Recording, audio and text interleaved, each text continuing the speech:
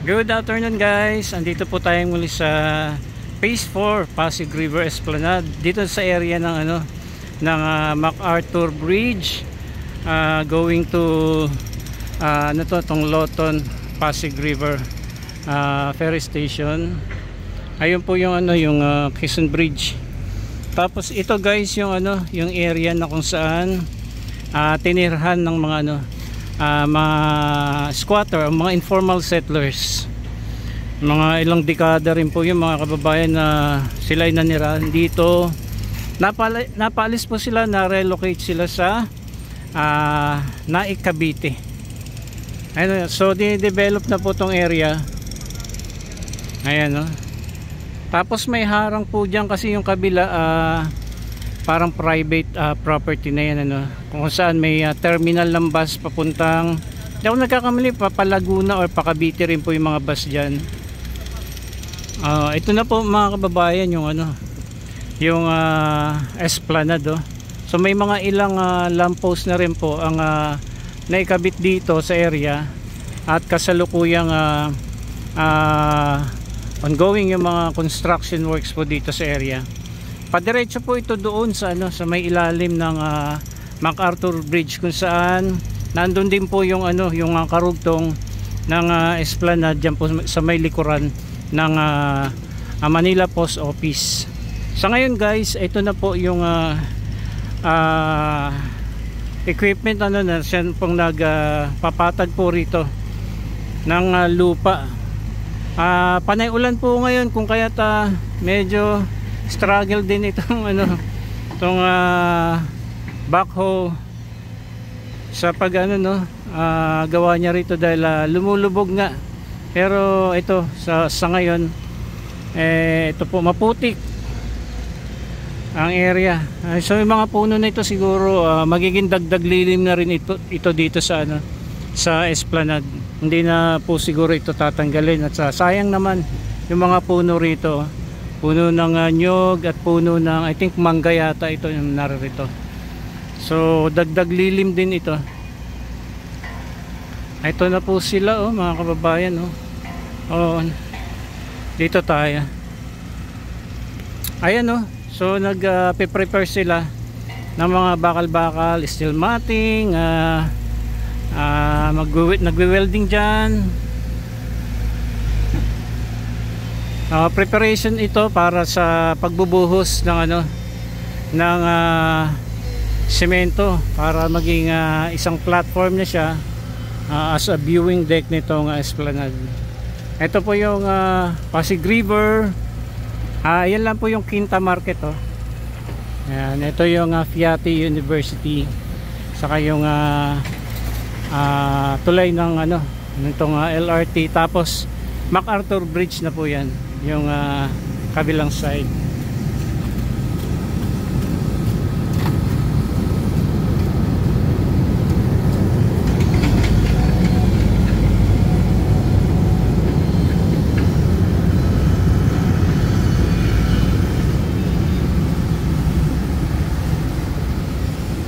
Parang kailan lamang ay punong-puno po ito ng mga mga barong-barong dito, na tinirahan nga po ng ilang dekada rin po ng mga informal settlers. So sa ngayon dinedevelop na siya para maging isang magandang pasyalan dito po sa Maynila.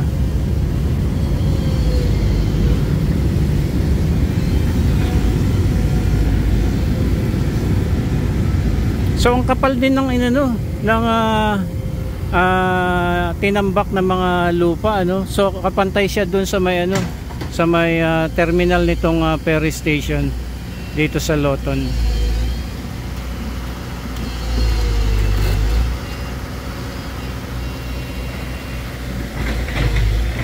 So itong karugtong po dito, ito po puro bakal pa lamang tong nasa area na ito. May mga nagwe-welding, halos karamihan mga nagwe-welding po dito. So dito maglalagay po ng ng monument ni MacArthur. Yan po sa area na yan. Mamaya punta po tayo dun sa kabila sa may tulay. na nag-prepare na rin po sila ng parang daanan dyan sa ilalim ng tulay, kung paano po ginawa yung daanan doon sa ilalim ng Jones Bridge. Yan po, meron din pong daanan dito sa ilalim. At ganun din po sa may Quezon Bridge. Mamaya punta po tayo doon sa may bandang Quezon Bridge.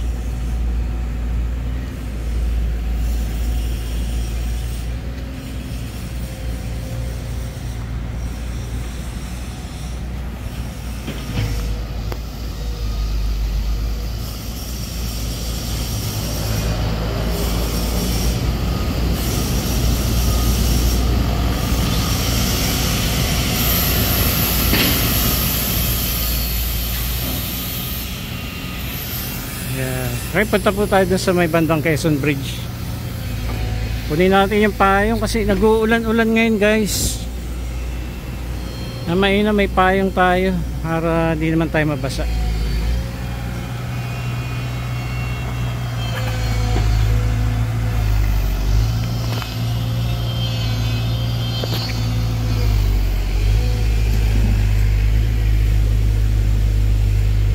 Ganda nito, guys, kapag natapos na tong project na ito. Ang bale mangyayari po, tatapusin lamang hanggang sa may Arroceros, dyan sa may area na yan. Tapos babalik po sila doon sa sa may Binondo area, para yung katapat ng Esplanade doon, yung tapatan na yung gagawin naman nila, yung mga isusunod nilang gagawin dyan.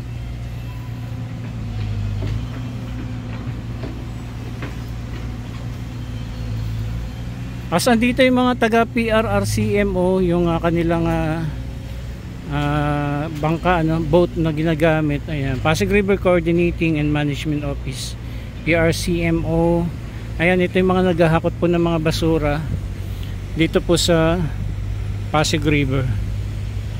At ito naman po yung matagal lang na binbin, na-stop itong gawa nitong itong pedestrian bridge nito, kung saan ay makakatawid po tayo dyan sa Quinta Market. So from DPWH din daw po ito, kaso di malamang kadahilanan bakit na-stop yung gawa.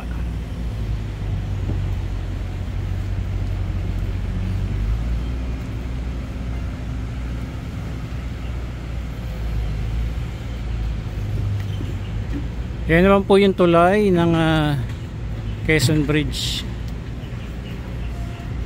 Bale, ito po, naka-open ito bilang daanan po. Ito, daanan ito ng mga passenger na sasakay at bababa dito po sa Loton Pasig River Ferry Station. Ayan po. Ngayon, magkakaroon dito ng stairs, para makababa, makapanik yung mga sasakay po at tatawid dito.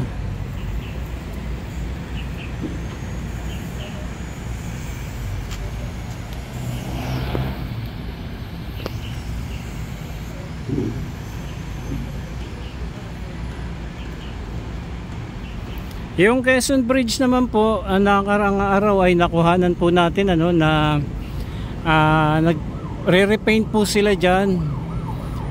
From DPWH din po yung nakita po natin mga gumagawa dyan. And patuloy pa rin po yung panawagan natin na sana ay magkaroon ng security dyan, kasi nga nagiging banyo po yung apat na sulok ng tulay na yan, itong Quezon Bridge.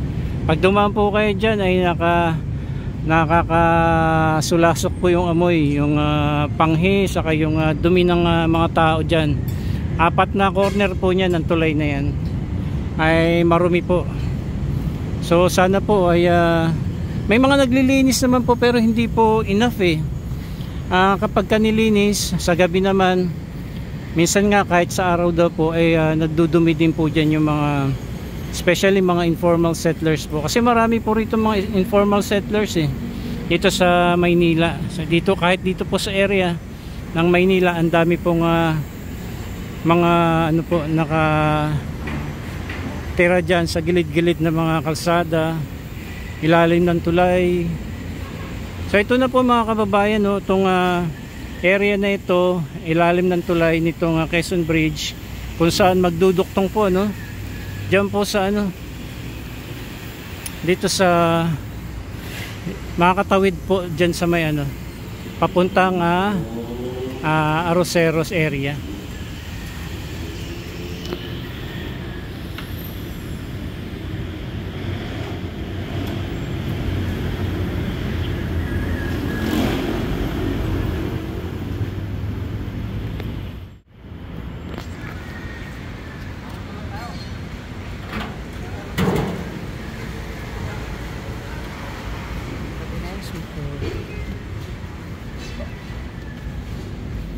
Napakaganda nito pagka ito natapos. Ito yung ilalim ng tulay nitong Quezon Bridge.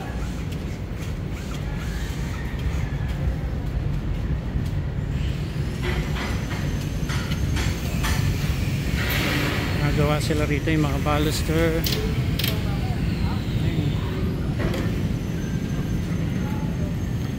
Dito marami na pong na-install na mga lamppost.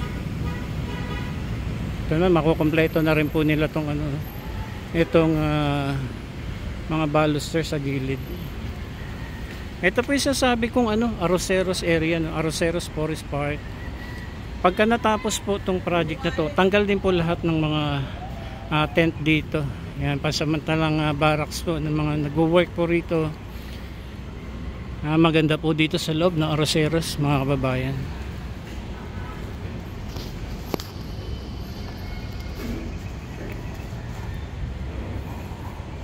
Halos parang nakompleto na po nila rito yung mga lamppost.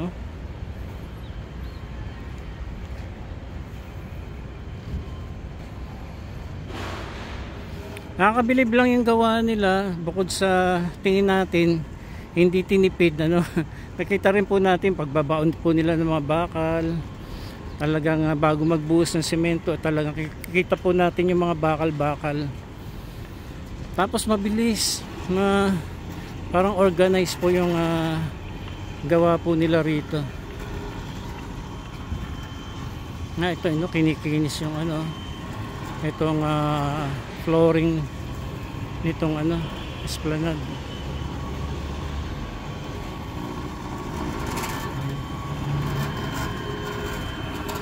Yung Arroceros area.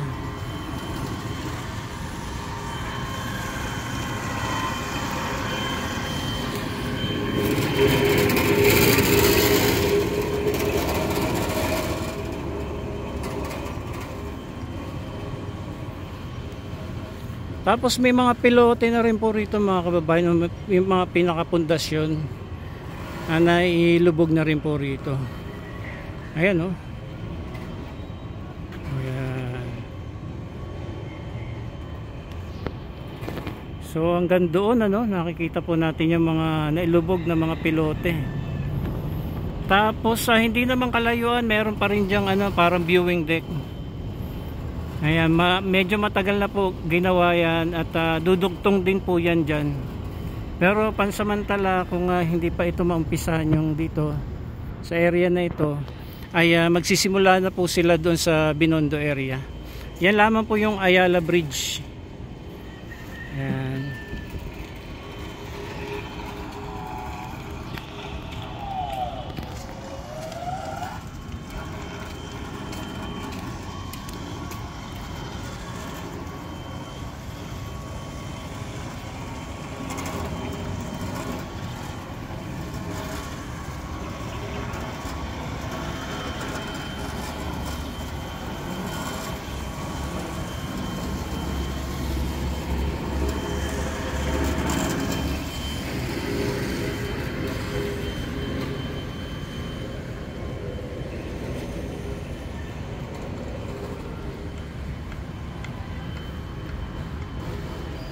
Mas may daan po dito sa ibaba.